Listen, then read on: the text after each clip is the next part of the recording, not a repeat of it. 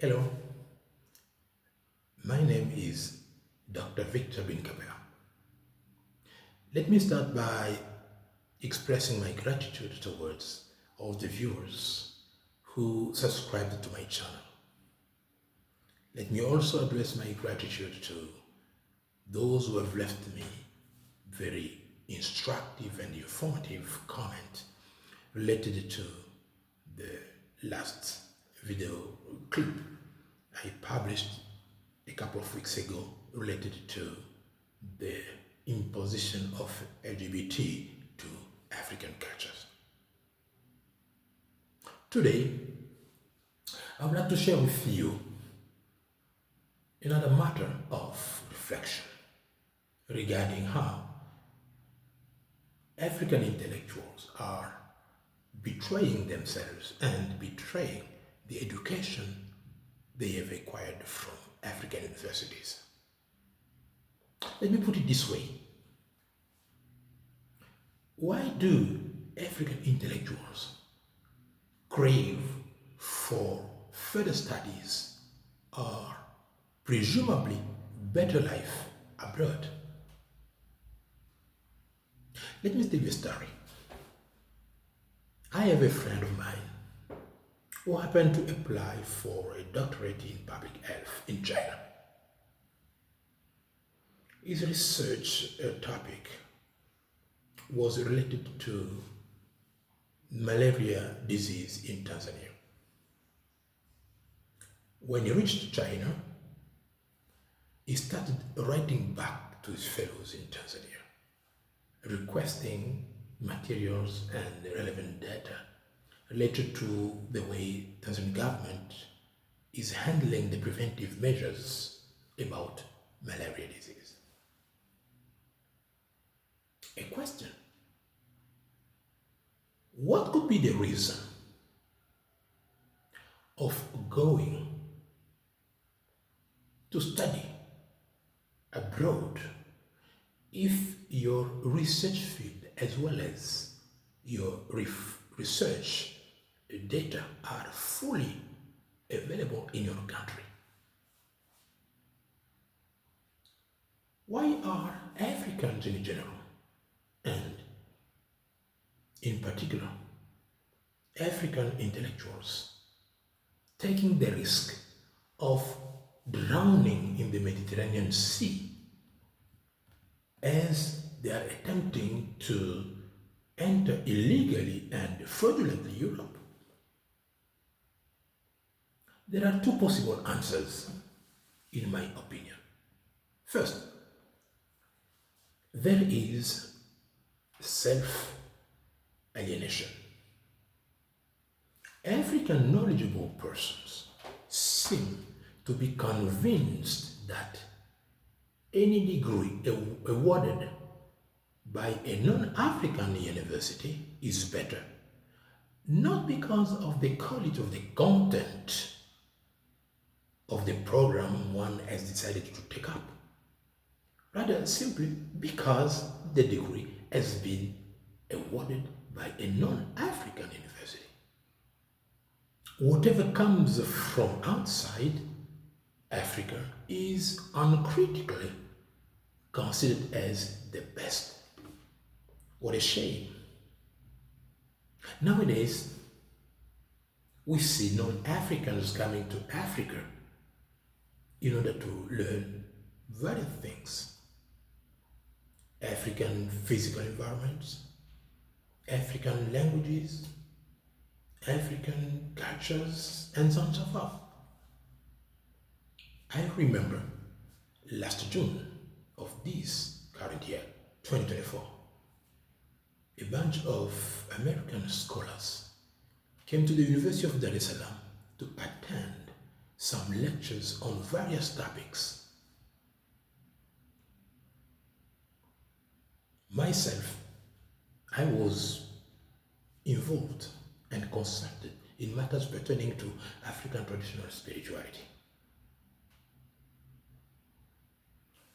In order to know better Africa, its peoples, its cultures, non-Africans come to But what is very surprising is that Africans who like to learn more about Africa, its peoples, its cultures, that is, Africans who like to learn more about themselves, prefer to go outside in order to do that. What is this if not self-alienation? There is something wrong in the African intellectual's mindset. Second, there is that long-standing effect of Eurocentrism. Let us consider again those Africans who die every day in the Mediterranean Sea while attempting to emigrate to overseas. There are so many knowledgeable people among them. African intellectuals are drowning in the Mediterranean Sea with their university degrees. Why are they putting at stake their pride and fame? I think it is because they stick in their mind that paradise is outside Africa. I think that this is wrong. Let us take the example of UK project of sending those African immigrants to Rwanda, where accommodations and the petty money are said to be offered to those who are willing to go there. Western media show that so many of those African immigrants are not ready to go to Rwanda. But why not? The answer is simple.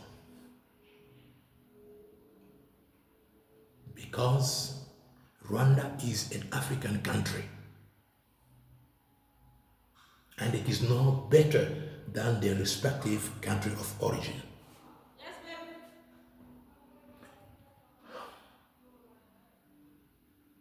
They prefer to remain in Europe. Whatever reason they have, they prefer to remain in Europe, however jobless they are, however homeless they are, provided it is in Europe. They think that it is better to be jobless and homeless in Europe than in Africa. This is an illusion. This is a betrayal. In my humble judgment, the African elite needs decolonization or neo-decolonization. We, African scholars, speak and write a lot about misfortunes, let's say, caused by the West and the rising China in order to hide our own missteps and shortcomings. It is time for self-cleansing. It is time for mental metanoia. It is time for an inner deintoxication and intellectual self-psychoanalysis in order to take away that deeply rooted credo according to which the West is the perfect model of everything. I will always quote this beautiful and true statement uttered by a former student of mine who said, I quote, "Even if the cow is black, nonetheless, it also produces white milk." Good stuff can also come from Africa. What do you think about my reflections? Please leave me your comment. And for those who haven't subscribed to my channel, take the time of doing so Do yourself the favor of subscribing for upcoming points of sharing and discussion. And until then, take care of yourself. May God bless you. Thank you.